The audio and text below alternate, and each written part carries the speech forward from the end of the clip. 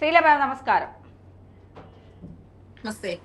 കഴിഞ്ഞ കുറച്ച് ദിവസങ്ങളായി അൻവർ ഏറ്റവും കൂടുതൽ പറയുന്നതും സംസാരിക്കുന്നതും RSSനെ കുറിച്ചാണ്.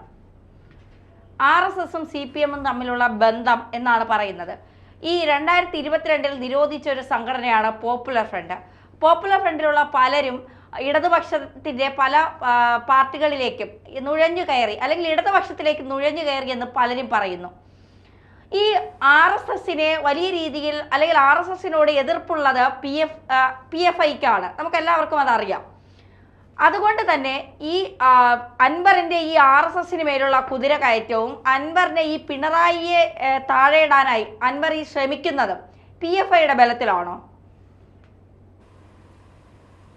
അൻവറിനെ സംബന്ധിച്ച് PFI ബന്ധമുണ്ടോ, അല്ലെങ്കിൽ അത്തരത്തിലുള്ള ഏതെങ്കിലും തരത്തിലുള്ള ശക്തികൾ അൻവറിന്റെ പിന്നിലുണ്ടോ എന്ന കാര്യത്തിൽ എനിക്കൊരു വ്യക്തതയില്ല. പക്ഷെ ഇവിടെ എന്താണ് നമ്മൾ കാണുന്നതെന്ന് വെച്ചാൽ RSSനെ കുറ്റം പറഞ്ഞാൽ കൂടെ നിൽക്കുന്ന ഒരു നല്ല വിഭാഗം ആൾക്കാർ, ജനങ്ങൾ കേരളത്തിലുണ്ട്. കേരളത്തിൽ പൊതുവെ RSS എന്ന് കേട്ടാൽ ഹാലിളകുന്നവരാണ് ഇടതുപക്ഷവും വലതുപക്ഷവും മുസ്ലിംസും എല്ലാം തന്നെ. 99% മുസ്ലിംസും RSS എന്ന് കേട്ടാൽ തന്നെ ഹാലിളകുന്നവരാണ്. അതുപോലെ തന്നെയാണ് CPMകാരും. ഒരു കാരണവും ഇല്ലെങ്കിൽ അവർക്കൊക്കെ അറിയാം RSSന് വലിയ കുഴപ്പങ്ങളൊന്നും ഇല്ലാത്തൊരു സംഘടനയാണെന്നും അവർ തന്നെ പറയുന്നുണ്ട്. ഒരു ചട്ടക്കൂടിലല്ലാഞ്ഞിട്ടും, അതായത് കൃത്യമായ ഒരു ആൾക്കാരുടെ എണ്ണത്തിലോ അല്ലെങ്കിൽ ഒരു മെമ്പർഷിപ്പ് പോലും ഇല്ലാത്തൊരു സംഘടനയ്ക്ക് 100 വർഷം കഴിഞ്ഞിട്ടും ഇന്നും ദിവസത്തിന് ദിവസം മേന്മയോടുകൂടി ശോഭയോടുകൂടി പ്രവർത്തിക്കാൻ കഴിയുന്നുണ്ടെങ്കിൽ അതിലൊന്നുമില്ല എന്നറിയാം. എന്നാൽ RSS എന്ന് കേൾക്കുമ്പോൾ തന്നെ രാജ്യവിരുദ്ധത മനസ്സിലുള്ള എല്ലാവരും ഇറങ്ങി ചാടി പുറപ്പെട്ട് അത്തരത്തിലുള്ള ചില ശ്രമങ്ങൾ നടത്തുന്നുണ്ട്. ഇവിടെ നമുക്കറിയാം RSS എന്ന് കേട്ടാൽ തന്നെ CPMലെ നല്ലൊരു വിഭാഗത്തിന് വലിയ തരത്തിലുള്ള ദേഷ്യമുണ്ടാകും.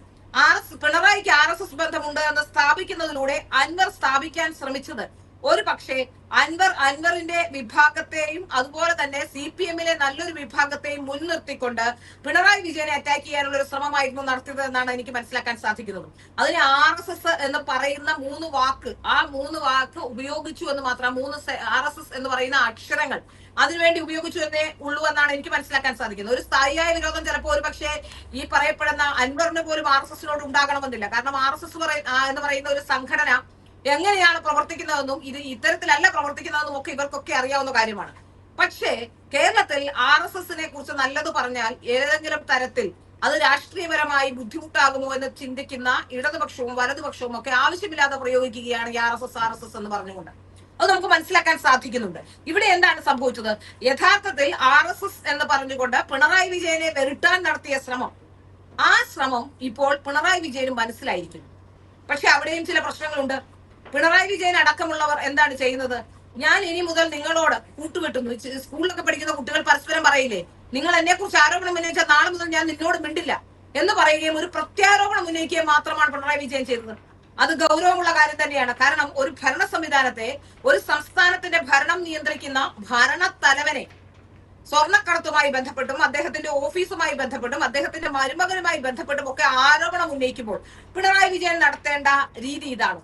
പിണറായി വിജയൻ യഥാർത്ഥത്തിൽ അത്തരത്തിലുള്ള ഒരു കാര്യവുമില്ലെങ്കിൽ, സ്വർണ്ണക്കടത്തുമായി ബന്ധപ്പെട്ടോ അല്ലെങ്കിൽ തന്റെ മകനും മകളും ഒക്കെ പരിശുദ്ധരോ അല്ലെങ്കിൽ തനിക്ക് ആ കാര്യത്തിൽ പേടിക്കാനൊന്നുമില്ല, ശശിയുമായി ബന്ധപ്പെട്ട് അത്തരത്തിലുള്ള ശ്രമങ്ങൾ നടത്തുന്നില്ല, അല്ലെങ്കിൽ ADGPക്ക് മറ്റു തരത്തിലുള്ള പ്രശ്നങ്ങളൊന്നുമില്ല. ഇതൊക്കെയാണെങ്കിൽ പിണറായി വിജയൻ ചെയ്യേണ്ടത് അൻവറിനെതിരെ കേസെടുക്കുകയല്ലേ? അതിനു പകരം അൻവറിനെതിരെ കേസെടുക്കാതെ ഒരക്ഷരം ഉരിയാടാൻ കഴിയാതെയല്ലേ പിണറായി വിജയൻ ഇരിക്കുന്നത്? ഇപ്പോ MV ഗോവിന്ദൻ അടക്കമുള്ളവർ പറയുന്നു, അല്ലെങ്കിൽ AK ബാലൻ അടക്കമുള്ളവർ എന്താണ് പറയുന്നത്? അതായത് CPM സമ്മേളനങ്ങളുടെ അജണ്ട സെറ്റ് ചെയ്യാനുള്ള തീരുമാനത്തിലാണ് അൻവർ അടക്കമുള്ളവരെന്ന്.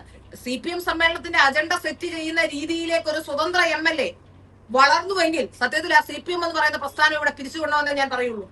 കാരണം CPM എന്ന് പറയുന്ന പ്രസ്ഥാനത്തിന്റെ അജണ്ട നിശ്ചയിക്കാൻ ഒരു വ്യക്തിക്ക് സാധിച്ചെങ്കിൽ, ഒരു കേഡർ സംവിധാനത്തുള്ള രാഷ്ട്രീയ പാർട്ടി എന്ന രീതിയിൽ അവർക്ക് നിയന്ത്രിക്കാൻ കഴിയുന്നില്ലെങ്കിൽ അത് കൃത്യമായ പരാജയമാണ്. അതിൽ പേടിക്കാൻ പിണറായി വിജയൻ ഉണ്ട് എന്ന് തന്നെയാണ്.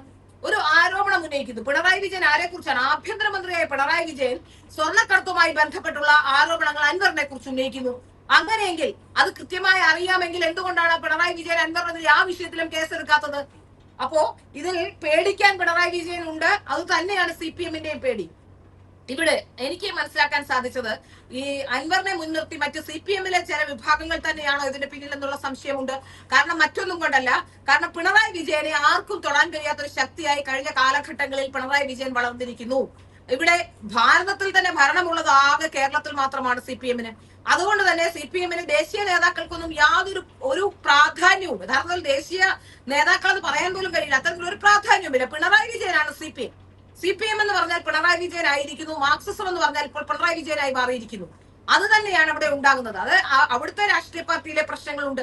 ഇനി അഥവാ പോകട്ടെ, അൻവർ ഇത്രത്തോളം വളർന്നുവെങ്കിൽ അൻവറിനെ കുറിച്ച് നമ്മൾ എന്തൊക്കെയാണ് ആദ്യഘട്ടം മുതൽ കേട്ടത്? ആദ്യം ഒരു ജപ്പാൻ ഇതുമായി ബന്ധപ്പെട്ട ഒരു പ്രസംഗം, അതിനുശേഷം അൻവർ സ്വന്തം പറമ്പിലേക്ക് തടയണ നിർമ്മിക്കുന്നു സ്വന്തമായി, അതുമായി ബന്ധപ്പെട്ട കേസുകൾ നടക്കുന്നു.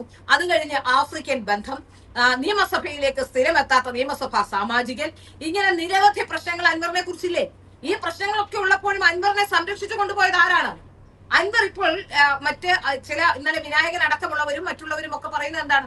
അൻവർ അടക്കമുള്ളവർ പറയുന്നത്, അൻവർ പറയുന്നത് ന്യൂനപക്ഷങ്ങളുടെ സംഗമം വിളിക്കുമെന്നാണ്. ന്യൂനപക്ഷങ്ങളുടെ സംഗമം അൻവർ വിളിക്കുന്നു എന്ന് പറയുമ്പോൾ അതിൽ കൃത്യമായ ഒരു അജണ്ട അൻവറിനുണ്ടെന്ന് സംശയിക്കേണ്ടിയിരിക്കുന്നു. പക്ഷെ അപ്പോഴും ആ അജണ്ടക്കെതിരെ പൊരുതാനുള്ള കപ്പാസിറ്റി ഇല്ലാതെ പിണറായി വിജയൻ ആയിപ്പോയത് എന്തുകൊണ്ടാണ്? പിണറായി വിജയന്റെ ന്യൂനപക്ഷ പ്രേമം കൊണ്ട് തന്നെയാണ്. പിണറായി വിജയൻ ഒരു കാലഘട്ടത്തിൽ മുതൽ ന്യൂനപക്ഷങ്ങളെ ഇത്തരത്തിൽ പ്രീണിപ്പിക്കാൻ ശ്രമം നടത്തിയത് കൊണ്ട് തന്നെയാണ് അൻവറിനെ പോലുള്ളവരും ജലീലിനെ പോലുള്ളവരും ഒക്കെ ഇത്തരത്തിൽ വളർച്ച പ്രാപിച്ചിട്ടുള്ളത്. അതുകൊണ്ട് തന്നെ നമുക്ക് മനസ്സിലാക്കാൻ സാധിക്കുന്നത് അൻവറിനെ പിണറായി വിജയൻ ഭയക്കുന്നു എന്ന് തന്നെയാണ്. അതുകൊണ്ട് തന്നെയാണ് ഇപ്പോൾ പുറത്താക്കി എന്ന് പറഞ്ഞുകൊണ്ട് ഇതൊരു പ്രതിപക്ഷ ആരോപണം, അല്ലെങ്കിൽ പുറത്തായതിന്റെ വൈരാഗ്യത്തിലാണ് അൻവർ ഇതൊക്കെ പറയുന്നതെന്ന് സ്ഥാപിക്കാനാണ് ശ്രമിക്കുന്നത്. പിണറായി വിജയൻ യഥാർത്ഥത്തിൽ ചെയ്യേണ്ടതാണ്, കേരളത്തിലെ ജനങ്ങളോട് ഏതെങ്കിലും തരത്തിലുള്ള പ്രതിബദ്ധത പിണറായി വിജയൻ ഉണ്ടെങ്കിൽ, പറയുന്നത് ശരിയാണെങ്കിൽ പിണറായി വിജയൻ അൻവറിനെതിരെ കേസെടുക്കണം. നേരെ മറിച്ച് അൻവറാണ് പറയുന്നത് ഞാൻ ഹൈക്കോടതിയിലേക്ക് പോകും, ഈ വിഷയവുമായി ബന്ധപ്പെട്ടുള്ള വിഷയങ്ങൾ അന്വേഷിക്കണമെന്നാണ്. ഇവിടെ അൻവർ ചെയ്ത മറ്റൊരു തെറ്റ്, അൻവർ ഒരു ഉണ്ടയില്ല വെടിവെച്ചു. അൻവർ എന്താണ് പറഞ്ഞത്? ADGPക്ക് RSS ബന്ധമുണ്ട്, ADGP RSSകാരെ കാണാൻ പോയത് പൂരം കലക്കാനാണെന്ന്. അത് കേട്ടപാടെ സുനിലും K മുരളീധരനും ചാടിപ്പുറപ്പെട്ടു. രണ്ടുപേരും വിഷമിച്ചിരിക്കുകയാണ്. തോറ്റതിന്റെ ക്ഷീണം ഇതുവരെ രണ്ടുപേർക്കും മാറിയിട്ടില്ല. ആ ക്ഷീണത്തിൽ നിന്ന് ഒരു കര കയറാൻ എങ്ങനെയെങ്കിലും ഈ സുരേഷ് ഗോപിയുടെ വിജയത്തെ ഒന്ന് കുറച്ച് കാണിക്കണം. 1 വർഷങ്ങൾക്ക് മുമ്പാണ് ഈ വിഷയവുമായി ബന്ധപ്പെട്ട് ആര് കാണുന്നത്? ADGP കാണുന്നത് 1 വർഷങ്ങൾക്ക് മുമ്പാണ്. അത് മാത്രമല്ല, ഒരു പൂരം കലക്കാൻ വേണ്ടി RSSന്റെ 2ാം സ്ഥാനത്തുള്ള ദത്താത്രേയ ഹെസബാളെ പോലെ ഒരാൾ, അയാൾ വന്ന് ക്യാമ്പ് ചെയ്ത് ഇവിടെ വന്ന് താമസിച്ച് ഏതോ ഒരു പരിപാടിയിൽ പോയി കാണുന്നു, അവിടെ ADGP പോയി പൂരം കലക്കാൻ ശ്രമിക്കുന്നു എന്നൊക്കെ പറയുന്നത് അല്പത്തമാണ്, രാഷ്ട്രീയപരമായ അല്പത്തമാണ്. അവിടെയാണ് അൻവറിന് തെറ്റുപറ്റിയത്. അൻവർ യഥാർത്ഥത്തിൽ ഉന്നയിക്കുന്ന കാര്യങ്ങൾ സ്വർണ്ണക്കടത്തുമായി ബന്ധപ്പെട്ട സത്യമാണെങ്കിൽ അൻവർ ആർക്കാണ് പരാതി നൽകേണ്ടത്? കേന്ദ്ര ഏജൻസികൾക്കല്ലേ അൻവർ പരാതി നൽകേണ്ടത്. അവിടെയും അൻവർ ഒരു പരാതിക്ക് പോകുന്നില്ല. അപ്പോ അൻവറിന്റെ പിന്നിലും എന്തൊക്കെയോ ലക്ഷ്യങ്ങളുണ്ട്. പക്ഷെ പിണറായി വിജയൻ ആ ലക്ഷ്യങ്ങളെ കുറിച്ച് തുറന്നു പറയാൻ പേടിയുണ്ട്, അതിനെ പ്രതിരോധിക്കാൻ പേടിയുണ്ട്. തൽക്കാലം കൂട്ടുവെട്ടി എന്ന് പറഞ്ഞുകൊണ്ടൊന്ന് മാറ്റി നിർത്തുക എന്നുള്ള ഉദ്ദേശം മാത്രമേ ഇതിന്റെ പിന്നിലുള്ളൂ എന്നാണ് എനിക്ക് മനസ്സിലാക്കാൻ സാധിക്കുന്നത്. ഇതിനപ്പുറം ഒന്നും തന്നെ ഇതിനകത്തില്ല എന്ന് തന്നെ നമുക്ക് ബോധ്യമാകുന്നില്ല. വളരെ നന്ദി മാം.